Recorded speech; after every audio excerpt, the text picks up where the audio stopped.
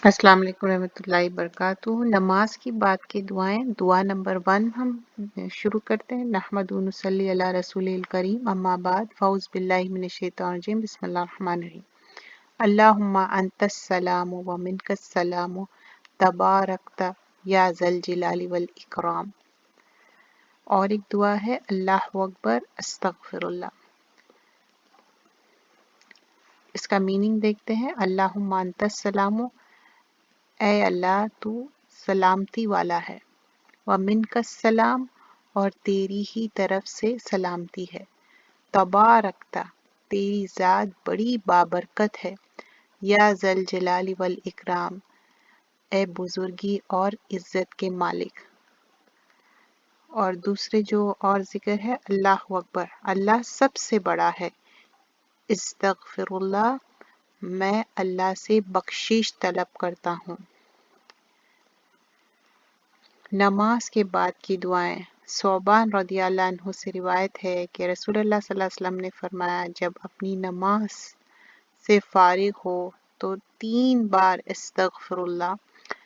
ये रसूलुल्लाह सल्लल्लाहु अलैहि वसल्लम की सुन्नत है कि जैसे ही वो नमाज फिनिश करते, इस्तगफार पढ़ते 3 मरतबा, अल्लाह से बख्शीश तलब करते हुए कहते अस्तगफिरुल्लाह अस्तगफिरुल्लाह। फिर उसके बाद कहते अल्लाहुम्मा अंतस सलामु व मिनकस सलामु तबारकता या ज़ल जलाली वल इकराम।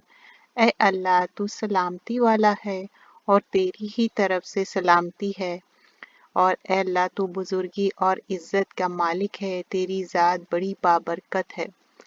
तो यहाँ पर हम देख रहे हैं कि अल्लाह के रसूल सल्लल्लाहु अलैहि वसल्लम ये जिक्र करते थे नमाज के फौरन बाद। ये सही मुस्लिम की रिवायत है।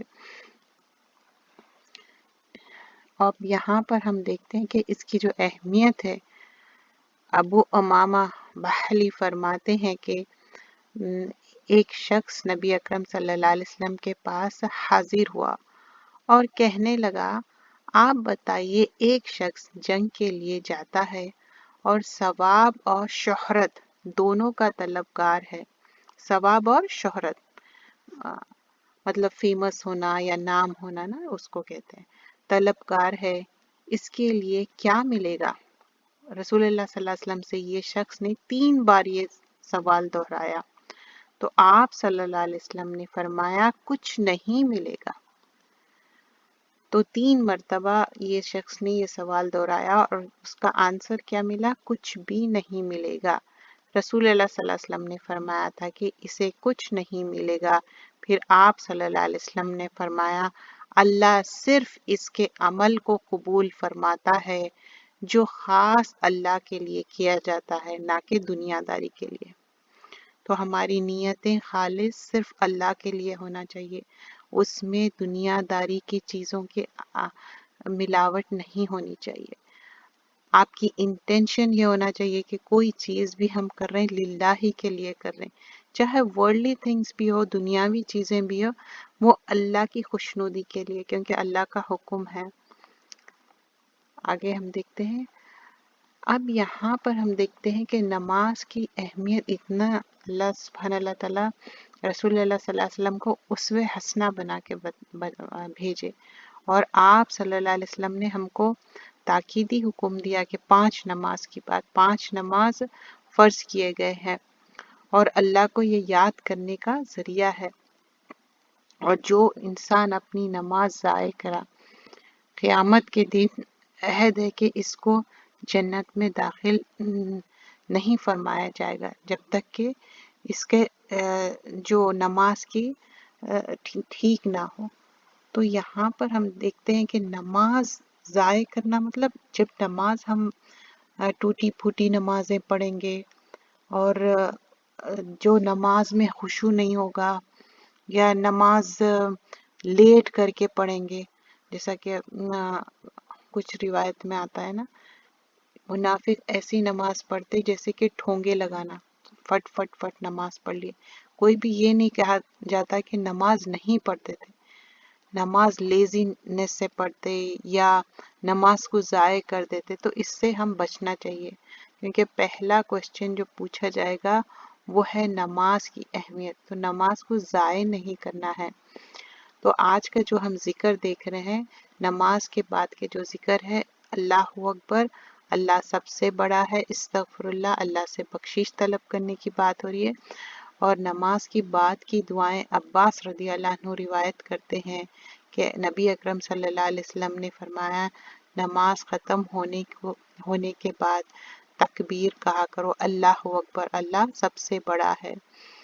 اور اس کے بعد یہ عباس رضی اللہ عنہ یہ فرماتے کہ تکبیر پڑھا کرو، اور دوسری چیز یہی استغفار اور اللہم انت السلام و منک السلام۔ اب یہاں پر جب ذکر کرتے ہیں، اس میں ہم کیا کیا چیزیں بیان کر رہے ہیں؟ اللہ اکبر جب ہم کہہ رہے ہیں، یہ عبادت کا اختتام پر کہنے کو یہاں پر اللہ کو بڑائی بیان کر رہے ہیں۔ اللہ اکبر مطلب اللہ تعالیٰ سب سے بڑا ہے۔ جب ہم نماز ختم کرتے اور اللہ کی پھر بھی ہم بڑائی بیان کریں گے، اب یہ نہیں کہ نماز ختم ہو گئی ہم بھی are done with it، نہیں، اور پھر ہم اللہ سے استغفار طلب کر رہے ہیں، مطلب ہم اللہ سے معافی چاہ رہے ہیں، اللہ تعالیٰ مجھے معاف کر دے۔ نماز کے بعد بھی اللہ تعالیٰ سے ہم معافی طلب کر رہے ہیں، کیونکہ یہ ایک عبادت جو اظہار کر رہے ہیں اللہ تعالیٰ کے سامنے، ہم بتا رہے ہیں کہ ہم اللہ آپ کے سلیو ہے، ہم بندے ہیں آپ کے، تو اس میں ہماری ایک ہمبلنس معلوم ہو رہی۔ اور جب اللہ کے رسول صلی اللہ علیہ وسلم یہ ذکر کرتے تھے، اس کے الفاظ بھی اتنے جامع ہیں، جیسا کہ اللہ تعالیٰ کی بڑائی بیان کرنا یا استغفار کرنا کہ اللہ تعالیٰ مجھے بخش دے، اللہ تعالیٰ مجھے معاف کر دے، اور اللہم انت السلام و منک السلام، اس میں بھی اللہ تعالیٰ کے اچھے اچھے نام ہیں، اور اس سے آپ دعا بھی کر سکتے ہیں، اللہم انت السلام و منک السلام وذو الجلال والاکرام، اور عظمت والے ہے اللہ تعالیٰ۔ اور یہ جو تینوں اذکار ہے، یہ دعائیں نماز کے بعد پڑھتے تھے آپ، اور اس میں عاجزی اور شکر ہے، اس میں عاجزی اور شکر کا اظہار ہے۔ اللہ اکبر، استغفر اللہ، اللہم انت السلام و منک السلام و تبارکت یا ذا الجلال والاکرام۔ جزاک اللہ خیرا کثیرا۔